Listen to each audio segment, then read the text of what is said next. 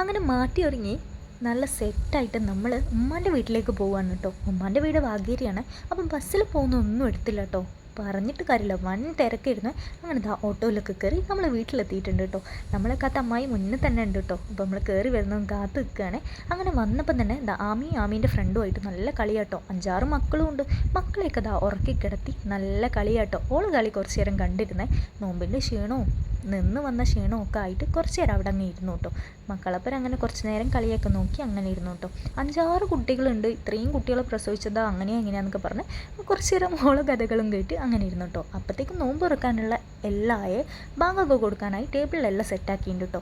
ടേബിളിലുള്ളത് cut ഫ്രൂട്ട്സും fruit സലാഡും അതേപോലെ 2 തരം ഷമാം ജ്യൂസും വത്തക്ക ജ്യൂസും ഉന്നക്കായ് ബ്രെഡ് പോക്കറ്റ് പിന്നെന്താ നമ്മളെ മെയിൻ ഐറ്റം ലോഡഡ് ഫ്രൈസ് അങ്ങനെ എല്ലാ ഐറ്റംസും ഉണ്ടായിരുന്നു കേട്ടോ. പിന്നെ നന്നായിട്ട് നോമ്പൊക്കെ തുറന്ന് ബാങ്ക് കൊടുക്കാൻ നേരമല്ല ഞങ്ങളൊക്കെ ഉഷാറായിട്ട് നോമ്പൊക്കെ തുറന്ന് കുറേ നേരം വർത്താനൊക്കെ പറഞ്ഞിരുന്നു. അങ്ങനെ അത്രയേ ഉള്ളൂ കേട്ടോ ഇന്നത്തെ video. Thank you for watching.